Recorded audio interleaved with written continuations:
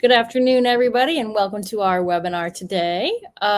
We are here with Jamie Smith from Modernize. I'm going to give her a chance in like a minute or two to introduce herself. Really excited about today's webinar. Today we're talking about the art of intent, capturing and converting ready-to-buy leads. It's kind of a loaded title, but hopefully you guys are excited to learn about just some ways to do more with what you already have. We know a lot of you have kind of teams of varying sizes, and some of you are maybe even like a team of one. So we're excited to kind of share with you some ways to amplify your efforts. And Jamie and I are both marketers ourselves, so it should be a good conversation. While you guys are coming in, I love to ask you guys, or not like I love, like it's like my, it's like my life's work. I'd love to just ask you guys, like, what's your name? But I usually like to ask you guys when you come in to put in the chat your name, your company or your industry, and your role. Because we always have a good variety. We have people that are kind of, answering the phones and setting appointments. We have marketing managers, we have marketing directors, we have owners. So I just love to get a feel for who is in the audience. And that also helps us to kind of cater what we're talking about to who is on the call. So, and then I also like to ask another question that's a little bit more fun, because that also helps people to put a chat in there. Let's see, a good little icebreaker question. I'm gonna I'm gonna keep this one simple. Put in your pet. Like, do you have a pet and what's its name? Because I always just love to hear pet names. Especially, you'll get bonus points if your pet's name is like a human name, because that always cracks me up. We've got Kevin Gunn. Kevin, you had your caps kind of reversed, so you yelled at us your name, so we appreciate that. Love the zeal. Great to see you here, Kevin. Reese of Landmark Windows and Doors, Marketing Administrator. Vabavi, do I have that? Did I pronounce that right? Vabavi, do you go by a nickname? Sales designer from Aurora Kitchens and Interiors. Mackenzie Mason, great to see you. Rasay, you have a pit bull terrier named Juno. Love it. You guys are adding in some great examples here, or not examples, but put in some great stuff in the chat. So keep that coming. Again, welcome. And I'm going to take this time to quickly introduce myself, and then I'm going to have Jamie introduce herself. So my name is Kristen. I'm the head of marketing here at Hatch. If you are not familiar with Hatch, Hatch is an AI CSR platform. So we do help CSRs to do their job more efficiently, more quickly, enjoy their job a little bit more. And then we also have AI CSRs that help you out with that. So they are, I like to call them full stack CSRs, because they can do SMS, email, and live call now. This is one of our newest features, live call. And our goal is to help you increase conversion, decrease overhead, and basically turn your processes into rinse and repeat processes that you can scale. So that's my little spiel on Hatch and who I am. And now I'm going to turn it over to Jamie. Jamie, tell us about yourself and tell us about Modernize. Yeah, well, Kristen, first and foremost, thanks for having us. My name is Jamie, and I have a dog named Poppy, so I think that was important to share. Oh, yeah. Yes, very much so.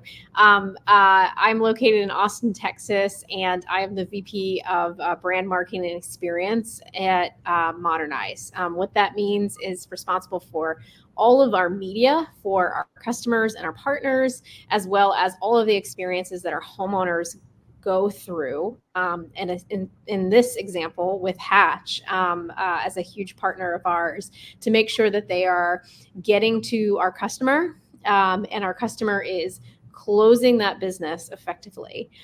Modernize is not just a lead gen company. We are a platform, a home services platform supporting branded programs, calls, leads, and even finance for our customers across the board. We have and are very proud to have done over $2 billion in business for our customers in the last year. So excited to be here. Thank you. And excited about this topic. Yeah, I'm also excited because I'm going to have some more questions to ask you in the webinar about brand marketing, because I know a lot of our webinar attendees are interested in that. Mm-hmm. You also said, I think another important thing that I want to kind of surface throughout this webinar too is that difference. I think sometimes it's easy to lump in different lead sources into one kind of bucket. So it'll be helpful. Even I needed to like educate myself and make sure I like really understood the differences when I first started in this role, to like understand like the difference between a lead generator and a lead partner. Before I read out some more of your pet names, you guys, because I'm excited to see that. I'm also excited to see like what your role is in your company. That's all important, but like, let's be real. I want to know what your pets' names are. I want to say that, and I forgot what I was going to say. It was something good. What were we talking about? We were talking about Modernize, lead generators. Oh, what I was going to say was that we have a mix here on this webinar of people who are already Modernize customers and already Hatch customers, and people who are not and maybe interested in that. And our goal in this webinar is mainly, we're here to educate you on marketing. So we're good at what we do. So we're going to educate you on that. But I want to encourage you to ask questions. So knowing that Jamie is like really good at brand marketing, like if you have questions about brand marketing, like please put them in the chat. We like talking about the stuff that we do. We like giving help. So I want you guys to know that you are just as much a part of this, shaping this conversation. So ask questions, be curious. And also, if you see your question disappear, it's because I moved it. There are 3 tabs. You'll see 3 tabs on the right-hand side of your kind of dashboard. If you ask a question and it disappeared, it's because I moved it to the Q&A, and that way it'll help me keep track to make sure that we answer it later on. Let's see here. Okay. Now let's just go quickly through and meet some more of the people in our crowd here. Brian, Best Option Restoration, Director of Operations. Cheddar, a yellow lab. I like that. Good, clever name. Haley Vega, United Exteriors. Mackenzie has 2 wiener dogs, Mason and Heidi. Kevin apologized for the spelling of the all caps. That was great. It was a good laugh. No need to apologize. Aces 24. Nancy Smoot is from Aces 24 Hour Floors, Tulsa, Oklahoma, office manager. Welcome, Nancy. Eric, Shelby, and Shane, welcome. Thank you guys for chatting in. I know some of you are kind of multitasking as well, so I know you're there. It's okay that you didn't chat in. Anyway, I'm going to now just quickly talk about our agenda. It's very simple. We're going to talk about capturing intent. We're going to talk about converting intent, and then we're going to answer any questions that we didn't address. And like I said, I want you to share your questions, your input, strategies. I love when you guys engage. If you have like a quick tip you want to share, any of that, like I want to hear it. So put it in the chat. All right. So capturing intent. So I want to just start off by saying like there's so much there's so much out there right now for marketing, and like the world's big place, right? Like you can hear people that are like, get your name out in front of millions, and like that's great, but like just because you're getting your name out in front of a large audience does not mean that audience is the most qualified. It doesn't mean that those people are going to want to buy from you, and it doesn't mean that the people that have high intent are necessarily going to buy from you. So that's what we're talking about here with capturing intent. And I'm going to go over in the next slide here. I'm going to go over a few tactics. So quick rundown is to know your intent levels. have the right messaging according to those intent levels, demonstrate your own intent, educate your audience, get a quality lead partner, and be a quality lead partner. So I'm going to just browse through those. Know your intent. So I'm actually going to enlarge this on my own screen because it's kind of small on the webinar thing. Then I can zoom in. Okay. So right now, this webinar, we're talking about high intent. You want to capture high intent, you want to convert it, that's great. That does not mean that you should only be searching for high intent leads. You should have a mix. That is kind of what a well-balanced funnel is. But if you have all low intent, so if you have all low intent leads, you're going to just be spending a lot of time kind of holding hands and not getting a lot of yield. If you have only high intent leads, you're not going to really be able to keep up with all of those. So you want a good mix. And we're going to talk today about making sure you do have high intent in your mix. And that kind of involves two things: finding it and capturing it, and also kind of generating that on your own. And then knowing what that looks like for your business. So, I put in an example chart here on like low intent, mid intent, and high intent, but like really drilling that down for what that looks like for your business. And then that way you can kind of adjust your strategies accordingly. I've been doing a lot of talking. So Jamie, do you have any comments or questions or anything you want to add here? Yeah, I think I love this grid because I think it really shares how to think about it from a marketing perspective. Some things that we've seen from our customers, and even how we think about it, is also modeling this. So modeling it based on conversion rates. I think that really helps to understand that long tail when it comes to low intent and looking at ROI. So, the biggest question that I would give to anyone who's thinking about identifying intent is think about what that attribution cycle looks like, whether it's 30 days or 60 days or 90 days. And then, comparing that to the conversion rates that you're seeing. Because I think that can then create a quick model for you, not just on executing the content within the mix, as you see here, but layering that based on where your goals are. So, thinking about like, okay, if low intent is going to take 90 days, conversion rate is between 2 to 4% versus, I'm using ridiculous numbers, high intent being 10 to 15%, but I'm going to convert, within 90 days to 10%. That's not bad, especially when you think about it from your marketing content and how to think about the marketing content, if that makes sense. So yeah. So my suggestion is always like, think about the execution, the content that's going to go there, and then also think about what does that look like from a conversion standpoint. And if you don't know, maybe start with the duration. Because sometimes it's really hard to see what that looks like. And then, we have tons of customers who have varying attribution when it comes to duration, right? Even just duration. Then you're talking about sources. Then you're talking about the sources within intent. So my number one suggestion here, and it's something we did, is just kind of sit and determine duration first. As you're breaking out this grid into content, execution, attribution, and then of course the conversion rates. Yeah, that's a great tip because, it's easy to say like, we have a low and mid and high intent, but like, what are the signals there? What does that look like? So if any of you guys, I'm curious, those of you on the call, have you ever done any sort of intent mapping? What sort of signals do you use?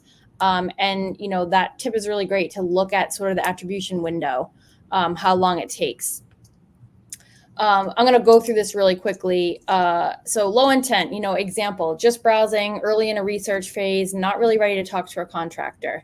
That's fine. You want people like that. You want people browsing, looking at, pictures. Maybe they're not ready to convert, but like you can sort of be planting seeds. And then there's mid intent. They're comparing options. They may actually be ready to start gathering quotes, but really they want to do their research. They're not quite ready to commit. They don't really want to talk to anybody. Like every possible business out there, contractor is of equal value to them. They want to inform themselves more so before they talk to somebody. And then there are people that are high intent. They're ready to take action. They want to do it now. They want to get a quote. So, understanding that, if you, like Jamie said, I love that tactical aspect, Jamie, because especially if you're more in like a director position too, you can then say like, hey, you can have a better projection of, hey, we're looking to generate this many leads this month, but really like we're looking to convert a certain, the conversion is going to like start here. And then like, we'll see, there's going to be leading and lagging indicators basically. And so if you're like, hey, why haven't you converted this many leads? Well, a subset of them we expect to convert a little bit later on down the line. And here's the strategy that we use for that segment.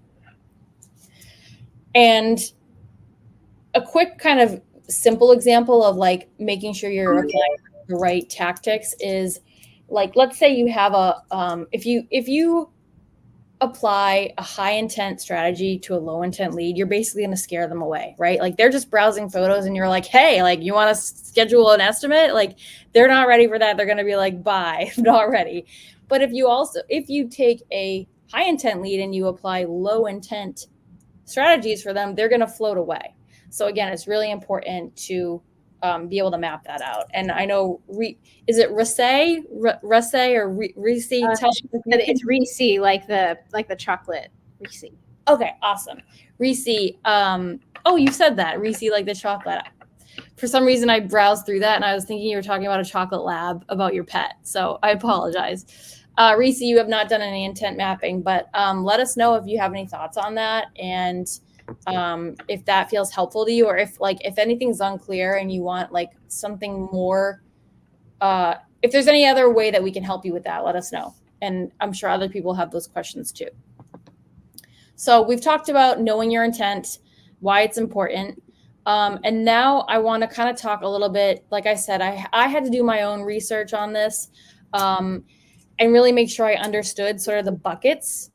So I want to talk about connecting intent to your like lead sources. So we know that the leads that your business generates on its own, especially through like referrals, word of mouth, directly on your website, like those are going to be your highest intent leads. And that's great. But like, we do know that those leads can dry up. They're high quality, but they're lower volume. So next bucket is like your partner leads. So these are your marketing partners. I'm going to let Jamie speak to this more because that is what Modernize does. But these are your like marketing partners that will work with you to continue generating, to scale up those quality leads. So depending on who you're working with and what your goals are, your quality there can be high. You can also have mid-quality leads there too, but that may be by design. So there's that. And then we have the marketplace leads that, the bonus there is that you do get probably a super high volume and you can have broad reach, and that can be really helpful for your particular strategy if you're trying to reach into new markets. If you're trying to get more data so that you can have a little bit more like analysis to work with. But yeah, Jamie, I just want you to like talk a little bit about like what a lead or marketing partner is. Yeah, absolutely. So I think when you think about it, I like to frame it as, you want to think about it as maybe sometimes you're hiring an agency. An agency is going to be a full suite of brand and creative, and probably running a variety of your own branded campaigns, social media, etc. Probably doing a little bit of reputation management. But you should think and act like we are a partner, an agency of yours, generating inbound requests. So the nice thing is we're not going back and forth on creative approvals and you name it when it comes to marketing. We're here to deliver leads to you that you can then work and convert. And when we think about lead partners, or what we like to think of is we are that arm for you, because the very, very important piece is with Modernize, we are going to use your success is our success. We're going to ask for your performance data to then go find you more of those sources. We're that third party arm. So consider us like your agency in the way that you work and collaborate with an agency on really big ideas. The ultimate part of thinking through that is then giving us that information to go find those high qualified project ready consumers. And I think that that's the biggest part. The last thing that I'd say here, Kristen, that you'd note, the how lead partners think is we're also an arm to look at consumers across the board. I think sometimes in our industry we forget, we're all consumers ourselves, but we sometimes forget to sit in that seat, in the day to day, whether you're a homeowner or not. These consumers that have and are making emotional decisions in addition to the financial decisions that they have to make to do these types of projects. That means lead partners are finding a variety of different intent. To your previous slide in terms of tactics on how to think about intent, we are there to find that variety, right, and make sure that it's qualified. But that's the reason why consumers and leads look different. And I think sometimes we get that like negative connotation on like, oh, they're a lead ag, right? That's not the case. The case is that we are finding those consumers. We're that partner that's going to find those unknown, consumers to your brand, as an example, the ones that are shopping, the ones that are making an emotional decision because we're talking about their roof or a big financial project.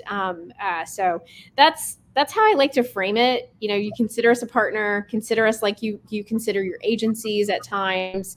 And, our number one, piece to that is, consider us a partner by giving us that information so that we can go find more of it. Yeah.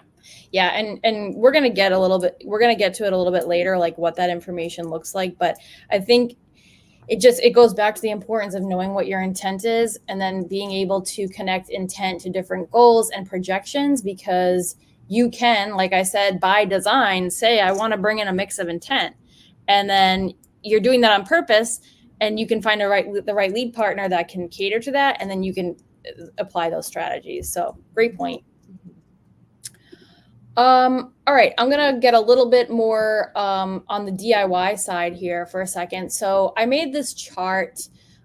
So for those of you who are like creating marketing material, whether that's like promos or ads, or maybe even in your like messaging with like people that are just inquiring about an estimate or something, I just came up with a few examples on like what it means to capture intent. So,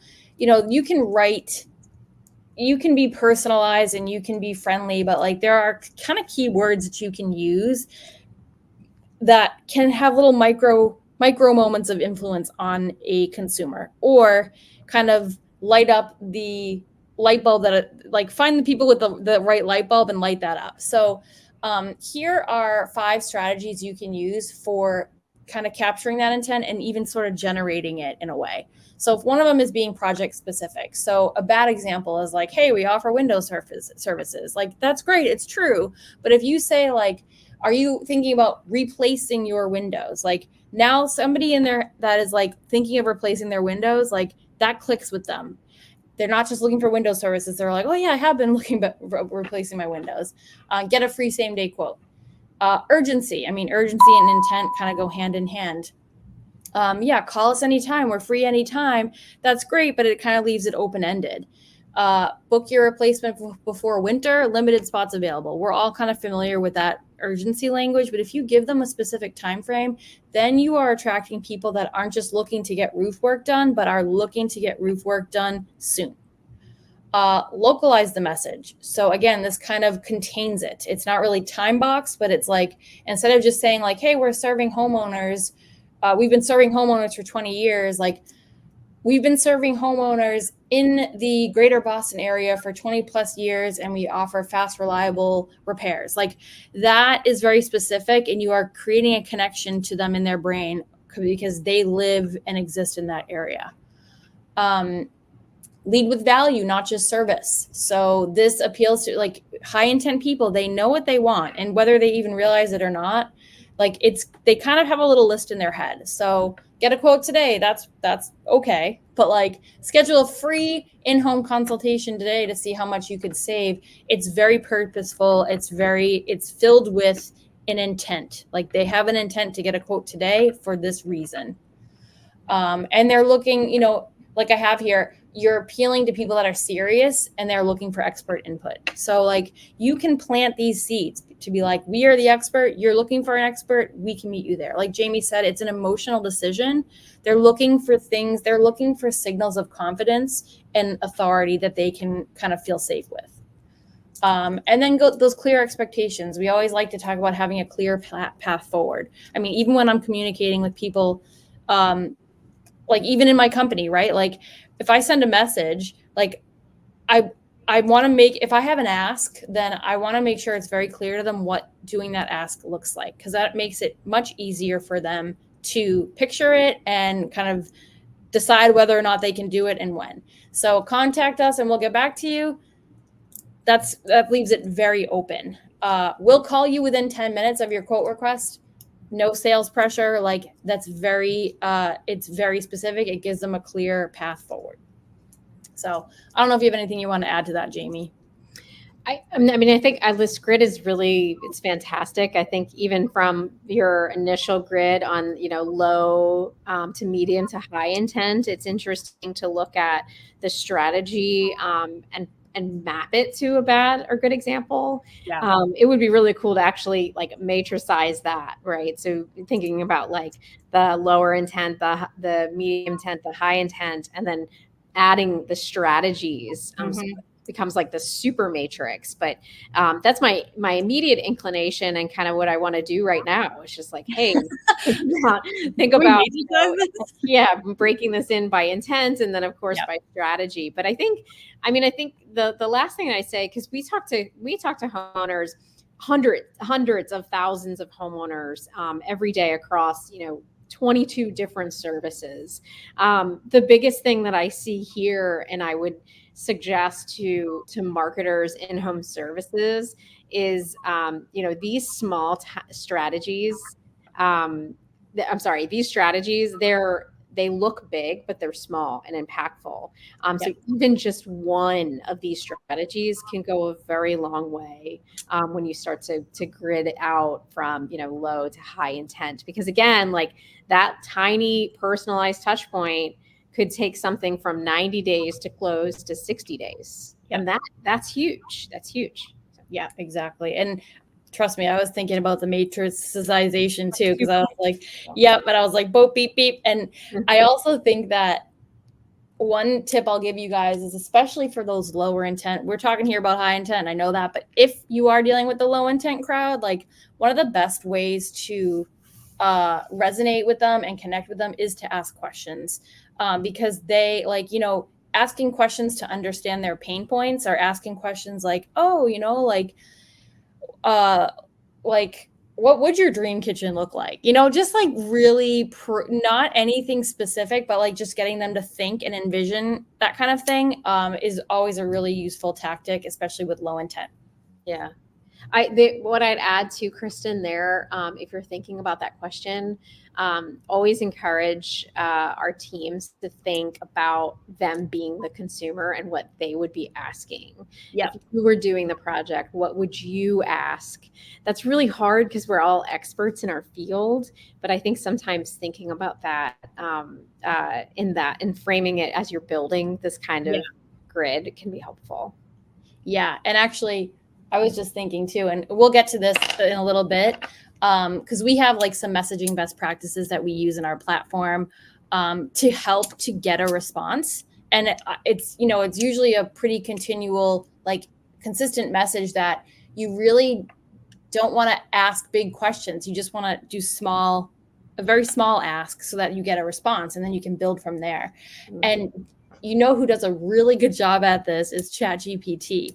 If you guys use ChatGPT, like anytime you ask it a question and it gives you an answer, at the end, it'll be like, did you want that in like a smaller format, or like, do you like, it's very good at just being like, hey, do you have one more little thing that I can do for you? And like, you're like, no thanks, but then you're like, you know what, now that you said it, it would be really great. And so like, it's, pay attention to how it does it, because I think it does a really good job of like building intent. Okay. Okay, so now educate your audience. So this is like a little bit more, this can sometimes apply a little bit more to the like larger businesses that have like a little bit more room for marketing, where they can kind of make some blog posts. And how do you choose an HVAC provider, or like, how do you vet this, or for roofing, like, how do I repair a leak on my roof? And if you can put out content that makes you like the expert, that's always great, but like, we don't always have the bandwidth to do that.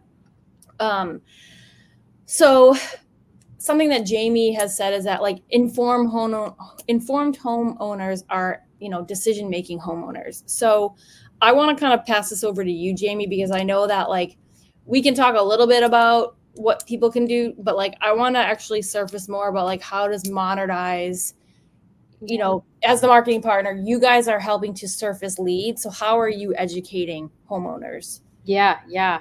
Well, I think I shared a little bit. We have a lot of different mechanisms to engage with homeowners, and I sound like a broken record, but when you sit in the seat of a homeowner or consumer, and you think about their buying journey, right? They start with some really high level questions most of the time. Again, we've done a ton of surveying. We talk to homeowners every single day, and a lot of them have very basic questions that probably to us are just like tribal knowledge, right? And a lot of the time, what we've seen, and I coach my marketing team to think this way. Think about when you walk into a car dealership, how does that feel when you're talking to someone, when you're purchasing a car? You want to have some information most of the time walking into that conversation.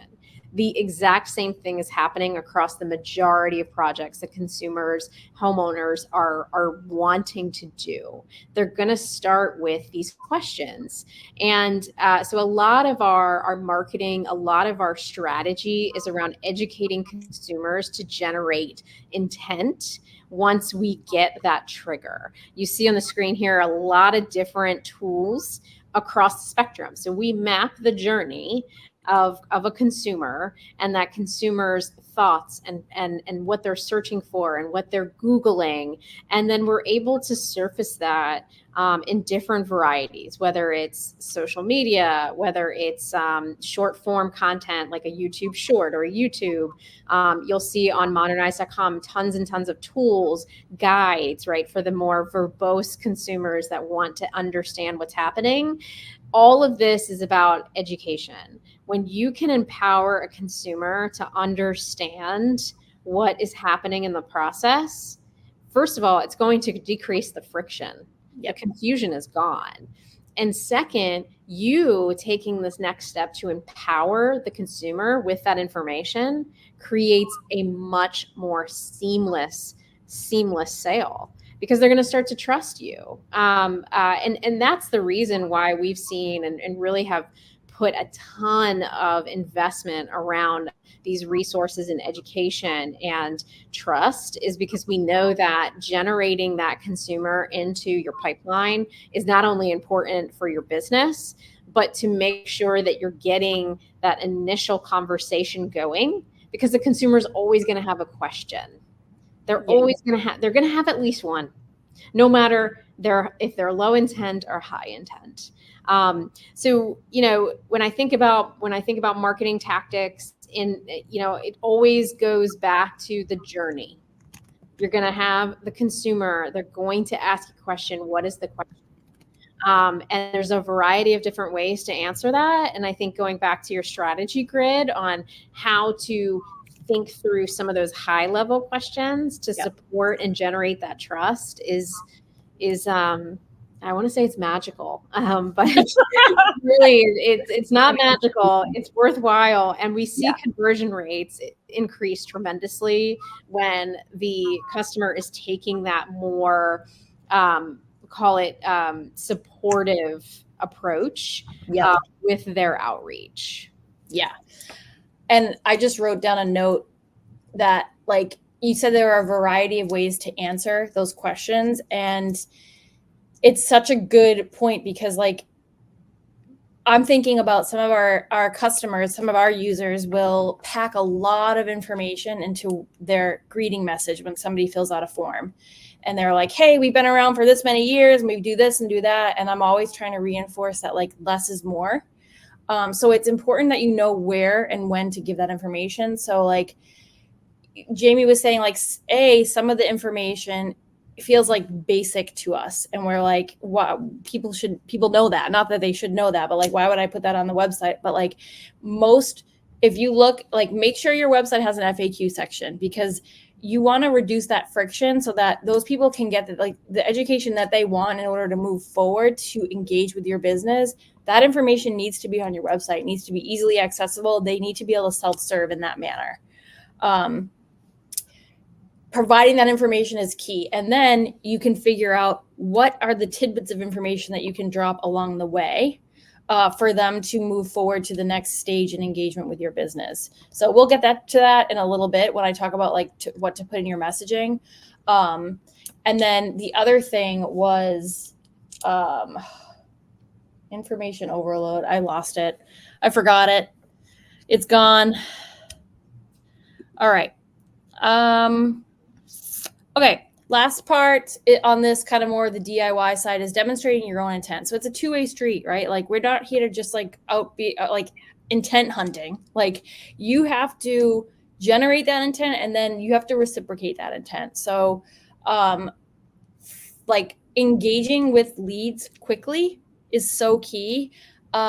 And it shows that you have a high intent. You know, we did a webinar a long time ago with Matt Tyner of Bone Dry Roofing, and he made a great point that a lot of times we get into this thought pattern of like, oh yeah, like this customer is lucky to have us, like, but like really you're lucky to have them, and you need to make sure that they know that like you are pursuing them, you want to do business with them, and like you are trying to earn their business. You put them in sort of that kind of like you elevate them and you treat them that way, like that's gonna come back to you. So if you have intent with them, like that's gonna come back to you. Okay, now we've kind of talked about this a little bit already, but like we know that you can't always do it on your own. So I want to talk a little bit more here about, you know, we've talked about having a lead partner. Jamie, practically speaking, can you just kind of go over with me like some of the things that people should be looking for if they are looking for a lead partner? Like, how do you separate out the good, the bad, and like the ugly, the straight up ugly? The straight up ugly.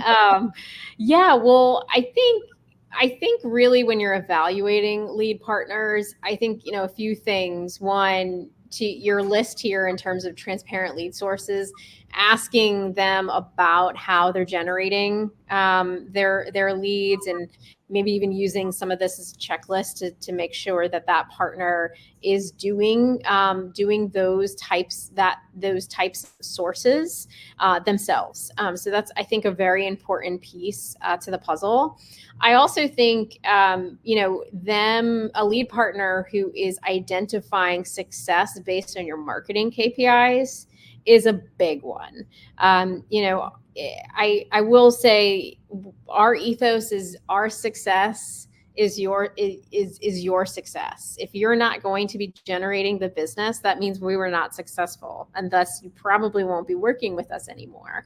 And I think that that's really, really important, especially nowadays with so much rapid transformation across digital and the amount of sources. I think the other thing about the last thing around lead partners is it's really, really hard to be everywhere. It's really, really hard. So My last piece of advice is consider a lead partner. I think because I think sometimes people don't, and I think the more and more these platforms start to diversify, and consumers are diversifying their search, it's impossible as marketer for us to be able to manage every single one of these platforms. So, you know, my last piece is consider it, right? And that would be, work with a lead partner who's also willing to test, right? It doesn't have to be all in, but it can help you supplement some of the channels that maybe you just don't have the resources for. In particular, as consumers continue to diversify how they find information about specific projects. Yeah, I think the testing piece is really huge. I imagine that you guys, you may recommend some strategies, but then a customer can say like, hey, I think this will work, but I want to do it in like a small batch first before we do like it at scale. Yeah, yeah. I think that's a really important question to ask a lead partner, right? Because that will show you how they are experimenting. And the last thing that I'd say there too is that anyone who's like just going to crank it up on day one probably doesn't have the mechanisms to understand what success is. So that, to your point, Kristen, I think that's a warning sign. Yeah. And the last thing that I'd say is like, be cognizant when you do talk to lead partners, they're going to ask for some budget for sure to run those tests, but they're going to do it with your investment in mind, meaning they're going to be asking you about your marketing KPIs. It always takes iteration. You're talking about, especially with this list, you're talking about some very, very, very volatile, big algorithms. So, just a reminder, like it will take some time. So be patient, be gentle, but reinforce those testing parameters and driving towards that marketing KPI, making sure those partners are asking about those specific questions. That will probably show you the right path to success with a lead partner. Yeah, totally. That's like another huge one is like, it's the same thing, when you're running ads. I came from like kind of the ad world, and it was called the learning period. You set up an ad and like it needs to have enough data. Just because you have like an algorithm doing stuff and optimizing and whatever, like it needs enough data to learn from and understand. And if you don't give it enough time, like if you just look at your results in the first 2 weeks in and say, hey, my ads aren't working, like that's just not the way to go. You've got to give it like 2 to 4 weeks. And even though like these partners are experts in what they do, like Modernize, it's still like they require data. So they've got to put some stuff out there, get some feedback, make some tweaks and adjustments. That's right. Which segues me into my next slide, which is like, what does it mean to be a good, like a good customer? Like, how often do you guys require data? What kind of what format does that come in? Like, what is the data? What does that look like? Yeah. Great question. We have a variety of different ways that we can get disposition data, right? So you could use our API, you could send us weekly reports, you could send us daily reports, and we have mechanisms to really to take that data and insert it into our technology to then understand performance pretty regularly. We also have opportunities where we're integrating with like technology like yourself, where that information can be immediately plugged into our what we call our DFL, our data feedback loop. Mm-hmm. Most of our customers that see the most success are the ones that are giving us regular feedback, either daily or weekly, which sounds like a lot, especially if you are, a marketing team of one or two.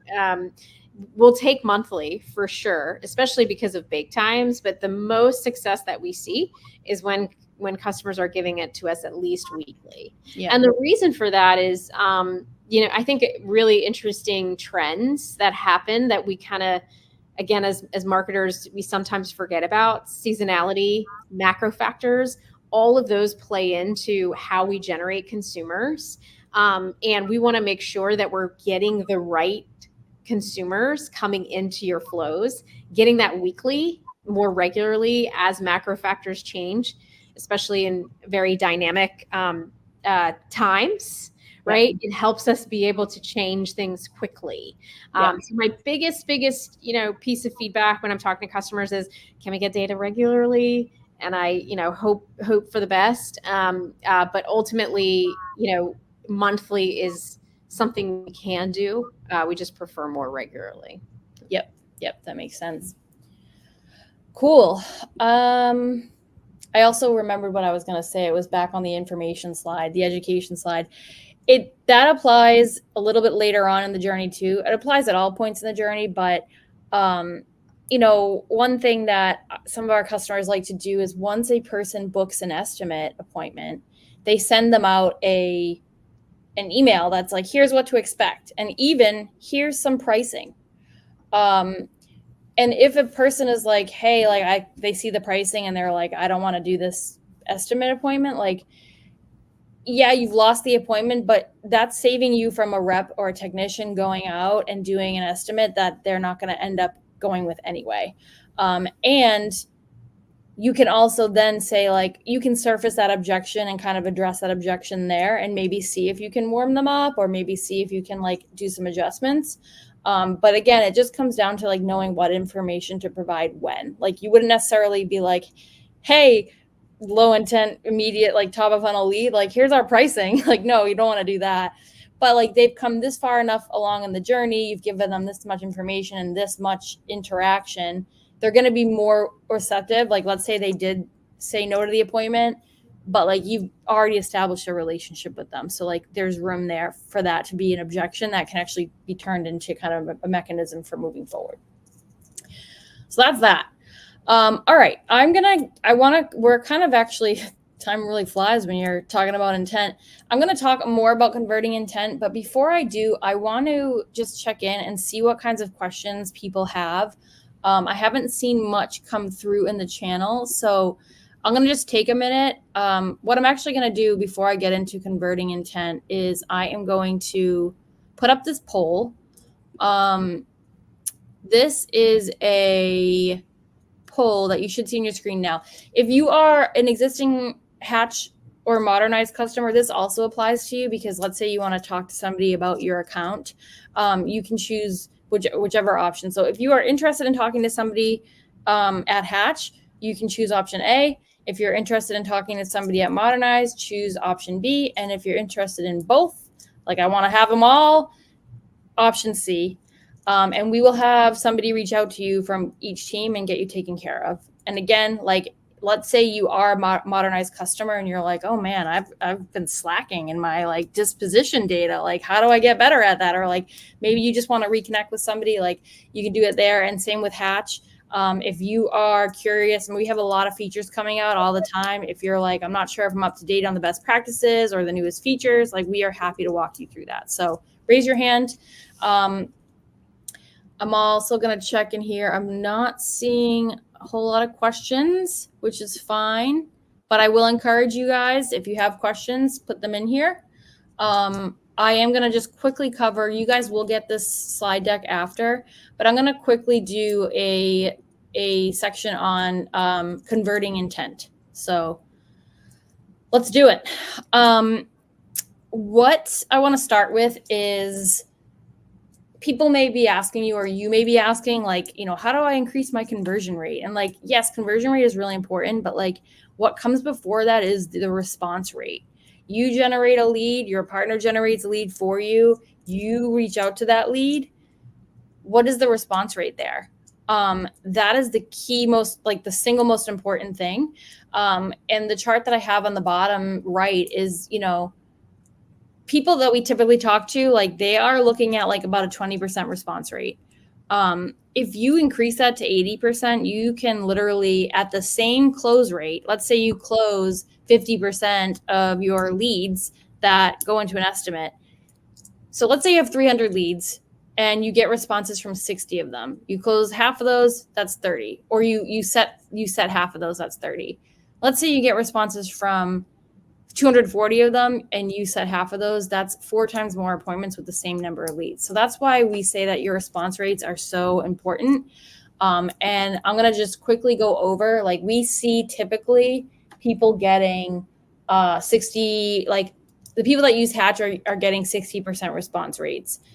That's average, or that's good, but like you can see on this chart here that like there are people getting 80 to 90%. So what is that group doing? What does that mean?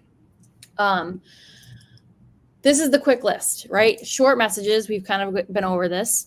Invite a response like ChatGPT does. We'll get to that in a second. Use multiple channels, text, email, live call, multiple touches. Reaching out once is just not enough. People are distracted. They actually need that follow-up. They want that follow-up.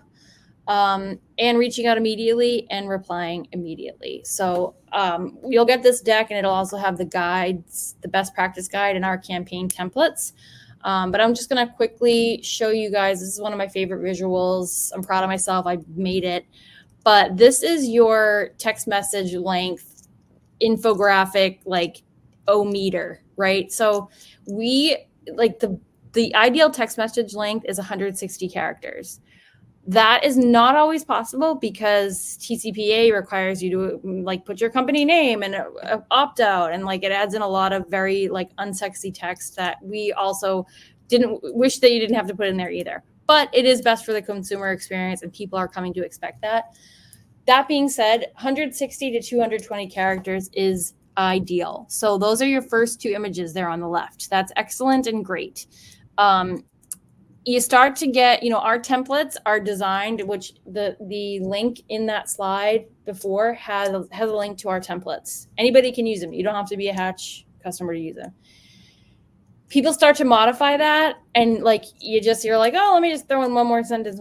And like what you don't realize is like you're throwing in one more sentence, but it's like 4 more lines on a smartphone, and it just starts to get longer and longer and longer. And like now you are giving people a labor. You're like, hey, take this time to read this and digest this.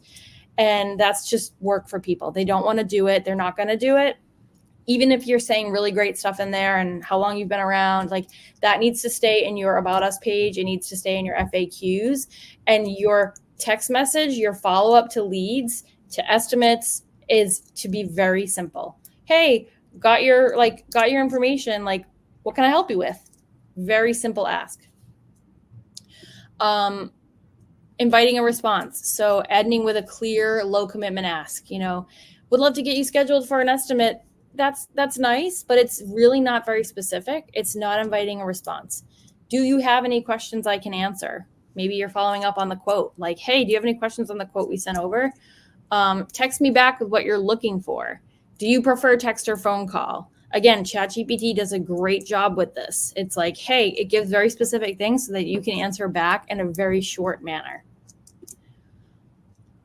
This is kind of a visual of what it looks like. So most of you, or maybe not most of you, know that Hatch integrates with Modernize. So your leads that are coming in through Modernize, you can now set a sequence that's like, okay, on day 1, I want to send them a text, an email, and a phone call. It doesn't have to mean bombarding them all at once. It's like, hey, you send them a text, then you follow up with an email, and then you leave a voicemail that's like, hey, I texted you earlier. Or maybe you start off with a call and you're like, hey, we're going to text you. And, like we said earlier, I'm going to text you, or we're going to reach out to you in 10 minutes or something with this information. And it's so important to make sure that you are continuing to reach out.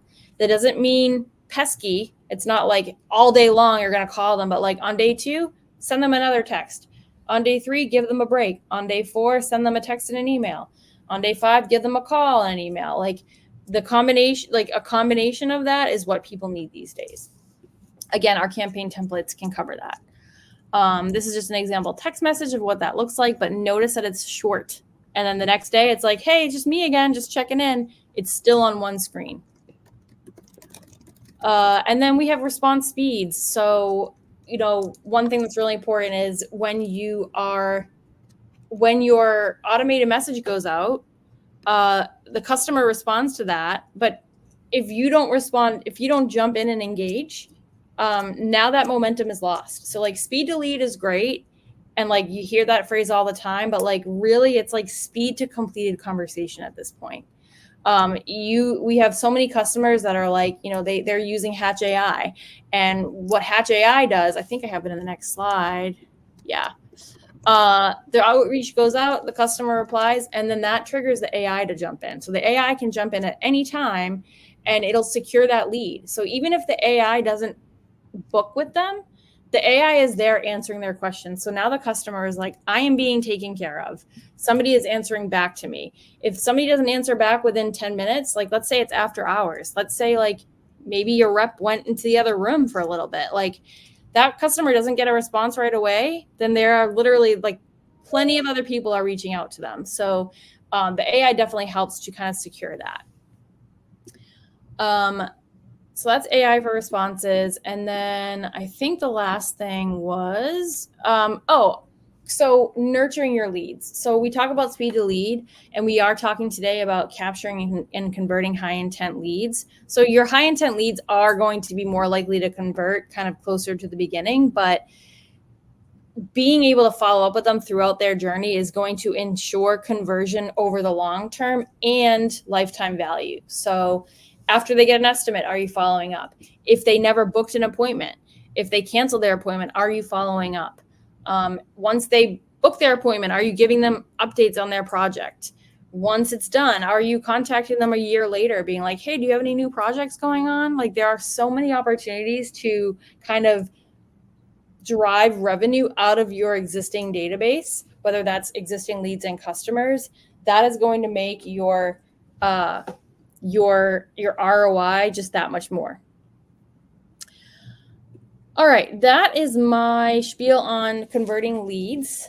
I see we only have 4 minutes, so I don't see any questions. Actually, I do. I see one question in here. Eugene, we are a design build outfit. Do we do government and commercial projects? Do you give estimates on specific trades? This is a confusing question to me. I don't know if this is for Hatch or for, is it a question about do other people give estimates? Or does Hatch give? Yeah. I think we could just generally answer it from both ends. I think, you know, quotes probably have like consumers always are going to ask for quotes before someone comes into the home. It goes back to, you know, think about yourself in a car dealership. You kind of want to know what the price is before you invite someone into the home. So, you know, Eugene, if that is the question or something close to it, you know, we provide ranges when consumers are talking to us on the phone and then connecting to customers. My recommendation is always provide a range and explain why it's important for you to understand their project details to then have that conversation in the home. Yeah, that's a great answer. Yeah, and I don't know if this, I'm assuming this is for us, Modernize, Eugene. We are in a variety of different trades in exteriors, interiors, and services like HVAC, plumbing, etc. Happy to add more context. You can see all of our trades listed on modernize.com. Yeah, that's great. And I will say, we are going to be doing another webinar in a couple weeks, maybe the next quarter, with an actual, you know, Hatch and Modernize user, so we can talk a little bit more specifically about tactics. So stay tuned for that, guys. And another point that Jamie brought up that I want to use to mention our AI, well, not even AI, but like I'm always looking into our bots, our customers' bots and their scripts, and like telling like what are they telling the bot to say when it gets like certain questions. And like it depends, but like if a customer asks for a quote, like sometimes the AI, you instruct the AI to say like, hey, you know, it really depends. Like, you know, like they give a range, like Jamie said, it could be a wide range, but or sometimes they're like, we really don't like to give out estimates. We really want to come and see what what we're working with here. And even though that may filter out a high intent lead, that could be your strategy. It's like you only want to be working with high intent leads. So again, if you know your sources, if you have the right signals there where you know where you've bucketed this person in, you can understand the best way to respond to them on that. If it's a truly high intent lead, like you may be able to give them a range. All right, I think, let's see, any other questions here? Mackenzie, does Hatch have a training or conference once a year for users to go or sit in via webinar, essentially a training that goes over all the ins and outs of Hatch best practices? Mackenzie, this kind of depends. They are now monthly, but we were doing weekly webinars that were like Hatch office hours, where we would kind of go over certain things and allow you to ask questions. We're doing those monthly. Sometimes the best practices can range depending on what your industry is. So sometimes it's a little bit more specific to the company. We have a best practices guide. I've got a little bit of content that I can share. So I will reach out to you with a few of pieces of content that we have. But we'll get in touch specifically on what you're looking for, because I just want to make sure I understand what you're looking to get. So I think I just gave you a terrible answer, but the answer is yes. I just need to know more about what you're looking for. Like if you're a new Hatch user and you're trying to understand that, or let's say you're leading a team and you want them to be using all the features, either way, we'll get you what you need. Valerie wants to know, I'm interested to hear more about success rates when giving a ballpark over the phone before an appointment estimate. I think it depends. I would say that, again, I think it depends on your industry, Valerie, and it depends on your business model, and it depends on what strategy you're using, because some people may give a ballpark over the phone to help give that person more predictability to set the appointment, and then others might just say look, we really need to come out and take a look first. All right, guys. Well, we are now a minute over, but Jamie, I just want to thank you for your time. This has been fun. We will definitely be in touch again, because like I said, we're going to do another webinar with a Modernize user, so you guys can have even more kind of applicable knowledge. Kate said, great webinar. Thank you both. You're welcome, Kate. And Valerie, this webinar was very informative. We're really glad to hear that, Valerie. Excited that you were here. Just so you guys know, you will get a recording sent to you within an hour. And also I will be doing a blog post that kind of puts a recap together in text form. So that way, if you're I didn't watch it, I mean, if you were on the webinar, you didn't watch it, but we send it out for people who can get the written recap. There will be a link to the recording in there as well. That'll cover the key bullet points for you. And yes, Mackenzie, we will be in touch. So thank you again, Jamie, and I'll see you guys again soon. Thanks all. Thanks, Kristen. Yep. Bye.